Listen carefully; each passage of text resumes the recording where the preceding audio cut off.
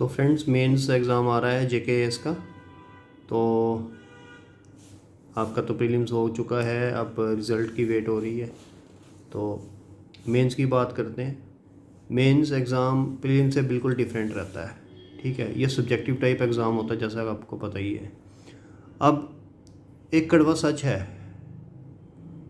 IAS का या JKS का, वो ये है कि प्रीलिम पास करना तो इजी है, लेकिन रियल रेस जो है वो जो रेस है वो अब स्टार्ट होगी और बहुत सारे कैंडिडेट्स यहाँ पर बाहर हो जाएंगे मेंस में, और कुछ ही फ्यू कैंडिडेट्स इंटरव्यू तक पहुँचेंगे और अल्टीमेटली उसमें से भी बहुत सारे बाहर हो जाएंगे। तो अल्टीमेटली आपने करना ये है कि इतने ज़्यादा मार्क्स लेने हैं कि इंटरव्यू में भी आपको कोई बाहर ना निकाल सके, क्योंकि इंटरव्यू और मेंस के मार्क्स जो है वो प्लस होते हैं, ठीक है। तो इसलिए इंटरव्यू को भी एक मेंस का पेपर ही मान के चलो, अलग नहीं है दोनों। सिलेबस भी आप देखोगे तो लिखा हुआ है कि दोनों सेपरेट नहीं है, ठीक है। तो अब बहुत सारे लोग जो हैं मेंस में फ़ेल हो जाते हैं, बहुत सारे लोग। उनका एक अटैम्प्ट में नहीं क्लियर होता, दूसरे में नहीं क्लियर होता, तीसरे में नहीं क्लियर होता है, चौथे में नहीं क्लियर होता। फिर अल्टीमेटली वो कोई प्राइवेट सेक्टर में जॉब ढूंढते हैं या फिर वो कोई अपना बिजनेस करते हैं, कोई शॉप चलाते हैं या टीचिंग में आ जाते हैं। तो बेसिकली क्या है, मेंस एग्ज़ाम प्री से बिल्कुल डिफरेंट है। प्री में आपने सिर्फ ओवल्स को ब्लैकन किया है और आप सिलेक्ट हो गए, बट यहाँ पर आपको लिखना पड़ेगा, ठीक है। और लिखने में आपकी पर्सनालिटी भी झलकती है। वहाँ पे ये 10th और 12th का सीबीएसई का एक पेपर नहीं है कि जहाँ पे आपने लिख दिया और मार्क्स मिल गए। यहाँ पर आपकी पर्सनालिटी इवैल्यूएशन भी होती है। वो कैसे? क्योंकि क्वेश्चंस ही इस हिसाब से सेट होते हैं मेंस के कि पर्सनालिटी इवैल्यूएट होएगी आपकी। ये मत सोचिए कि आपकी पर्सनालिटी सिर्फ ऐसे पेपर में ही इवैल्यूएट होगी। आपकी पर्सनालिटी जो है वो मेंस के पेपरों में, जीएस में, ऑप्शनल में भी इवैल्यूएट हो जाएगी। आप क्वेश्चन को किस हिसाब से अटेम्प्ट कर रहे हो, क्योंकि क्वेश्चंस को आपको पता कैसे सेट किया जाता है। एल्यूसिडेट, कमेंट, एक्सप्लेन, डिस्कस, ठीक है, इलेबोरेट। तो उसमें क्या लिखना है, क्या नहीं लिखना, सबसे इम्पॉर्टेंट ये होता है कि क्या नहीं लिखना और क्या लिखना है, दोनों बहुत इम्पॉर्टेंट चीज़ें हैं। तो आपकी हैंडराइटिंग कैसी आ रही है, ये दूसरा एस्पेक्ट हो गया। और तीसरा एस्पेक्ट सबसे इम्पॉर्टेंट कि आप टाइम पे क्वेश्चंस को ख़त्म कर रहे हो कि नहीं कर रहे, खास करके फर्स्ट क्वेश्चन को। फर्स्ट क्वेश्चन सारे लोग ही ज़्यादा टाइम लगा देते हैं। अगर आप फर्स्ट क्वेश्चन पे सही टाइम पे फिनिश कर दिया तो आप दूसरे को भी फिनिश सही टाइम पे करने की आपकी संभावना बनती है। लेकिन अगर आप फर्स्ट क्वेश्चन को, जैसा कि 90% चांस होता है कि फर्स्ट क्वेश्चन को लोग बहुत खींचते हैं, डबल टाइम लेते हैं, ये कि फ़र्स्ट इंप्रेशन क्रिएट करने में। फ़र्स्ट इंप्रेशन तो क्रिएट आपने कर दिया, लेकिन दूसरे क्वेश्चंस में आपने क्या इंप्रेशन क्रिएट किया, और ख़ास करके लास्ट क्वेश्चन में इतना गंदा इंप्रेशन दोगे कि आपको जब लास्ट क्वेश्चन चेक करेगा मार्क्स वो तब देगा, ना कि वो फर्स्ट क्वेश्चन पे मार्क्स देगा। इसलिए लास्ट क्वेश्चन अच्छा कर दो, फर्स्ट क्वेश्चन जैसे एवरेज चलेगा, लेकिन एंड क्वेश्चन और कोई भी क्वेश्चन छूटना नहीं चाहिए, ठीक है।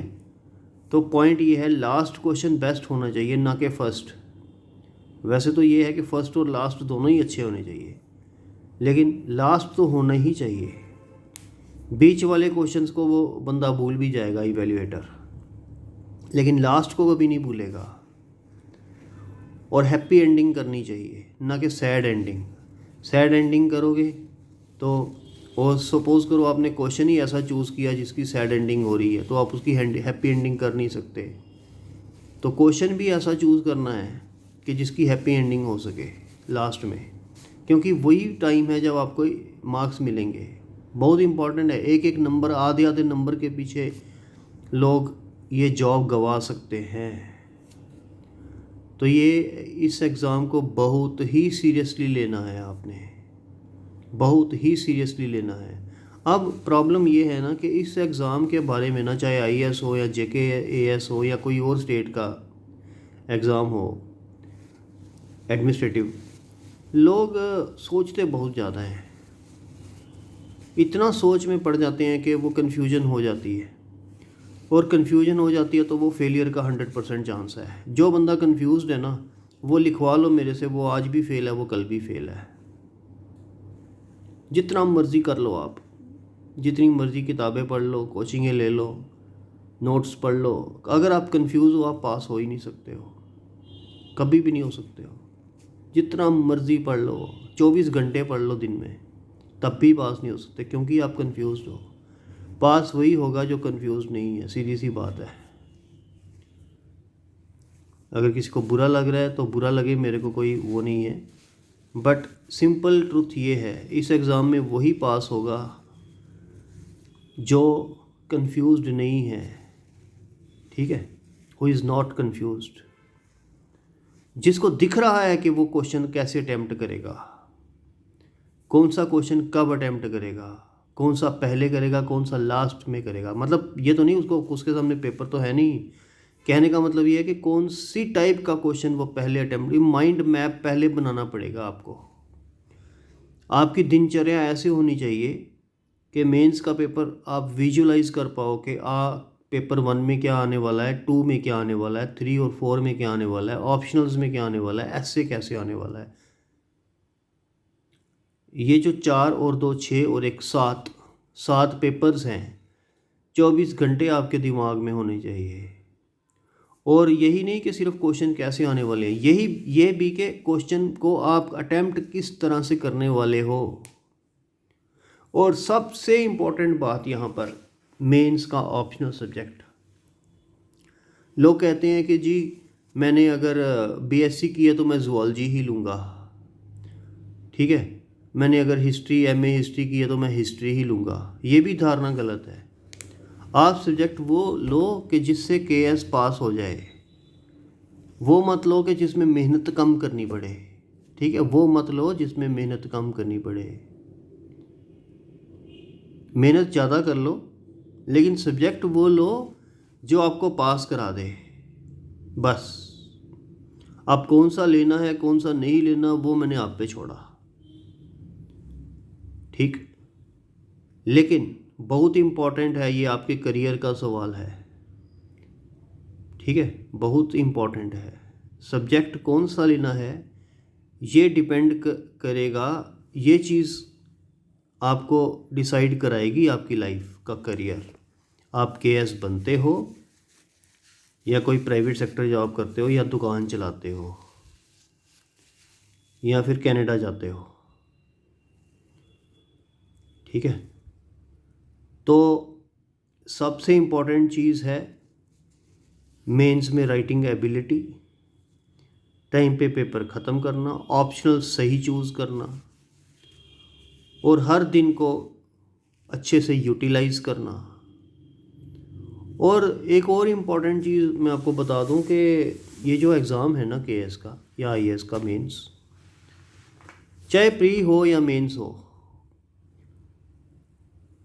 आजकल तो ये दोनों एग्ज़ाम कंसेप्चुअल बन गए हैं, लेकिन कंसेप्चुअल होने के बावजूद इसमें बहुत सारा क्रैमिंग है, बहुत सारा आज भी इसमें क्रैमिंग होती है, करनी पड़ती है। चाहे वो हिस्ट्री हो, ज्योग्राफी हो, इन्वायरमेंट हो, क्रैमिंग करनी पड़ेगी।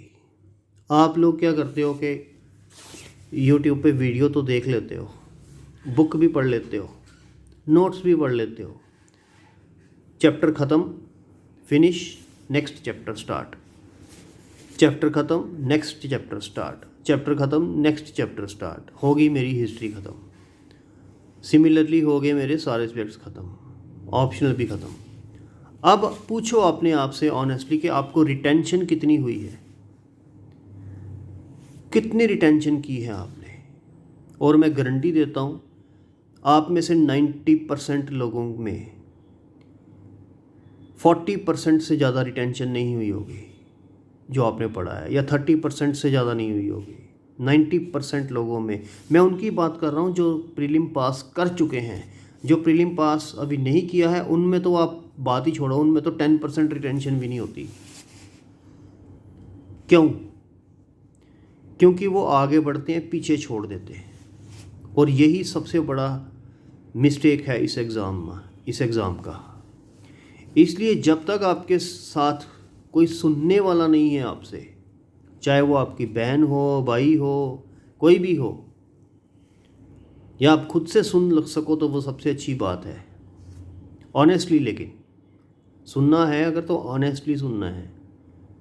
और एक बार सुन के छोड़ना नहीं है, 10-15 बारी सुनना पड़ेगा रोज़, ताकि वो इंटरनलाइज हो जाए आपको इस तरह से कि ज़िंदगी में कभी भूले ना। केएस बनने के बाद भी आपसे 10 साल बाद भी वो क्वेश्चन पूछा जाए और आपको वो आता हो, इस तरह से याद करना है। तो आप लोग मेंस देने जा रहे हो, आप दीजिए, मेरी तरफ से ऑल द बेस्ट है। लेकिन जो गलतियां मैंने कही वो कभी मत करना, आपका मेंस पक्का 100% क्लियर होगा। All the best.